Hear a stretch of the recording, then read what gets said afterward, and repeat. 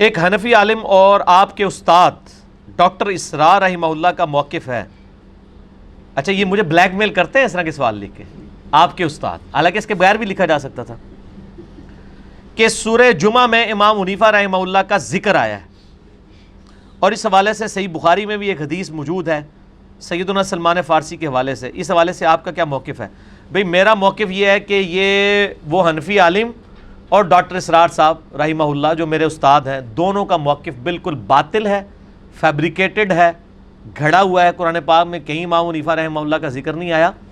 یہ جس آیت سے ڈیڈکٹ کرتے ہیں نا وہ سورۃ الجمعہ کی آیت ہے, جس کے کانٹیکسٹ میں یہ حدیث بخاری نہیں مسلم میں بھی موجود ہے, صحیح بخاری مسلم دونوں کے اندر موجود ہے. اور مشکات میں آپ کو 30 جلد میں صحابہ کرام کے جو فضائل والا چیپٹر ہے نا, اس میں آپ کو یہ حدیث مل جائے گی. آپ اس کو ایک دفعہ خود بھی پڑھ لینا. ڈاکٹر اسرار صاحب اور حنفی علماء کے کہنے پر نہ مان لیا کریں, ایک دفعہ ہمت کر کے خود بھی کھول کے پڑھیں کہ کیا قرآن پاک میں امام حنیفہ رحمہ اللہ کا نام لکھا بھی ہوا ہے کہ نہیں, یا اس کی تشریح کے اندر کسی مفسر نے ان کو داخل کرنے کی کوشش کی بھی ہے کہ نہیں. جلال الدین سیوطی کے بارے میں آتا ہے کہ انہوں نے داخل کیا, انہوں نے تو بہت کچھ دین میں داخل کیا ہے, ان کو تو آپ چھوڑ دیں, آپ قرآن و حدیث سے بات کریں, وہ ہمارے لیے دلیل نہیں ہے. ہمارے پاس کتاب و سنت کی دلیل سامنے پیش کریں. یہ سورۃ الجمعہ کی جو آیت ہے, اعوذ باللہ من الشیطان الرجیم, بسم اللہ الرحمن الرحیم, هو الذی بعث فی الامیین رسولا منہم یتلو علیہم آیاتہ ویزکیہم ویعلمہم الکتاب والحکمہ. وہی اللہ ہے جس نے امیین میں سے, اہل عرب میں, انہی میں سے ایک رسول بھیجا جو ان پہ اللہ کی آیات تلاوت کرتا ہے, ان کا تزکیہ کرتا ہے, ان کو کتاب و حکمت سکھاتا ہے. وَإِن كَانُوا مِن قَبْلُ لَفِي ضَلَالٍ مُبِينٍ, اور اس نبی کے آنے سے پہلے یہ کھلی گمراہی میں تھے.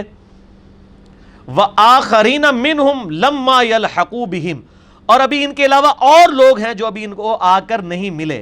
وَهُوَ الْعَزِيزُ الْحَكِيمُ, اور وہی غالب ہے, حکمت والا ہے. یہ جو پورشن ہے نا کہ صحابہ کو ابھی کچھ لوگ آ کر ملیں گے, یعنی تابعین جو بعد میں اسلام لے کر آئیں گے, اس کے کانٹیکسٹ میں بخاری اور مسلم دونوں میں حدیث ہے کہ حضرت سلمان فارسی رضی اللہ تعالیٰ عنہ علیہ السلام بیٹھے ہوئے تھے, اور حضرت ابو ہریرہ کہتے ہیں کہ نبی علیہ السلام نے فرمایا اس آیت کو تلاوت کر کے کہ ابھی کچھ اور لوگ ہیں جو صحابہ کے ساتھ آ کے ملیں گے. وہ صحابہ بھی ہو سکتے ہیں جو ابھی صحابی نہیں بنے, اور تابعین بھی ہو سکتے ہیں.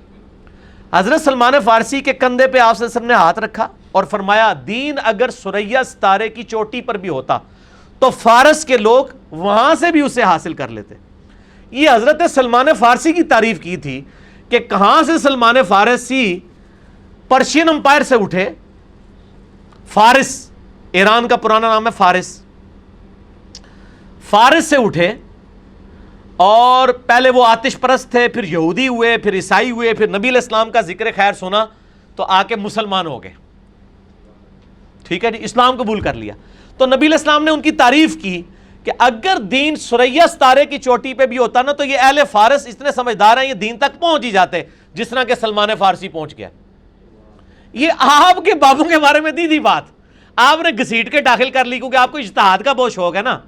پہلے تو لوگوں کو بتائیں سلمان فارسی کی تعریف کی تھی, اور اس میں آپ کے لیے بھی جواب ہے. منو لوگ کہتے ہیں اے جناب پہلے بریلوی سی, پھر دیوبندی ہویا, پھر اہل حدیث ہویا, پھر فلانا ہویا, ان قادیانی ہو جائے گا. تو میں آپ سے بھی کہتا ہوں سلمان فارسی پہلے آتش پرست تھے, پھر یہودی ہوئے, پھر عیسائی ہوئے, پھر مسلمان ہوئے, اور اگر آپ کے زمانے میں ہوتے آپ کہتے ہیں انہیں نے قادیانی ہو جانا ہے. تو سلمان فارسی قادیانی نہیں ہوا تو انجینئر صاحب بھی نہیں ہوتے, بے فکر ہو. اپنے بابیاں کو کہو کہ انجینئرنگ ادھر بھی کرتی ہے. اے جملے بھی فیل ہو گئے نے تواڈے. سلمان فارسی نے بھی 4 مذہب بدلے نے تو مسلمان ہی مریا ہے. اللہ دے فضل نال اسی بھی انشاءاللہ تعالی مسلمان ہی مران گے, پکی نال نال. ٹھیک ہے, کوئی رمضان تازہ ختم ہوا ہے نا, پکیاں تھوڑی جی کٹھیاں ہوئی ہیں نا, نال دینیاں نے. یہ مسئلہ بھی نکلتا ہے جناب. اچھا دوسرا, امام حنیفہ رحمہ اللہ تو فارس کے رہنے والے ہی نہیں تھے, یہ جھوٹ ہے. وہ افغانی تھے, پٹھان تھے, یہ بالکل جھوٹ بولا ہے. ان سے پوچھیں جو ڈیفینیٹلی ایران کے رہنے والے لوگ ہیں, ہم ان کو بتاتے ہیں میرے بھائی وہ اپنا کتابیں چھوڑ کے, یہ امام مسلم, صحیح مسلم ان کی موجود ہے. امام مسلم کا پورا نام کیا ہے؟ امام ابو الحسین مسلم بن حجاج القشیری المتوفا 261 ہجری. قشیریہ آج بھی ایران کا شہر ہے, آپ گوگل پہ سرچ کریں, اور جس کے نام کے ساتھ قشیری آ رہا ہے اس پہ تو تم لوگوں کو شرم نہیں آتی ہے یہ فضیلت لگاتے ہوئے کہ اگر سلمان فارسی بھی یہ فضیلت لگنی تھی تو میرے نزدیک اگر اس کے بعد کسی بندے کے اوپر فضیلت لگانی ہے نا اہل فارس میں سے تو وہ امام مسلم ہے. جو کشیریا کے رہنے والے تھے، آج بھی کشیر، اور ان کی کتاب بھی ہمارے سامنے موجود ہے. جن اماموں کے آپ نام لے رہے ہیں ان کی تو کوئی کتابیں بھی حدیث کی موجود نہیں ہے کہ آپ نے ان کو اتنا بڑا درجہ دے دیا. اگر آپ نے انجیکٹ کرنا ہی ہے تو امام مسلم کا نام لیا کریں کہ یہ ہیں جن کے بارے میں آیا ہے. ویسے تو اور میں آپ کو ایک شغل کی بات بتاؤں، 7-8 سال پہلے ہماری اس اکیڈمی میں قادیانی آئے اور انہوں نے یہی حدیث غلام احمد قادیانی کے اوپر لگا دی. آپ حیران ہوں گے. ان کا جی غلام احمد قادیانی بھی پیچھے سے فارس کے رہنے والے تھے اور ان کا ذکر قرآن میں بھی ہے اور بخاری میں بھی. میں کہ ہاں سبحان اللہ.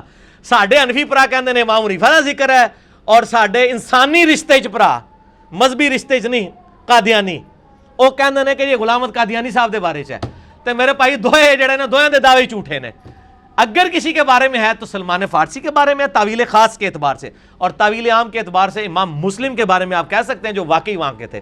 امام حنیفہ رحمہ اللہ پٹھان تھے، اور پٹھان ہونا بھی کوئی عیب نہیں ہے، مطلب نعوذ باللہ افغانستان کے رہنے والے تھے. امام ابو داؤد اور امام ترمذی یہ دونوں افغانستان کے ہیں. ترمذ آج بھی افغانستان کا شہر ہے، لیکن فارس کے اوپر آپ نے لگانا ہے تو امام مسلم کے اوپر لگتا ہے. لہٰذا یہ میں نے جواب دے دیا.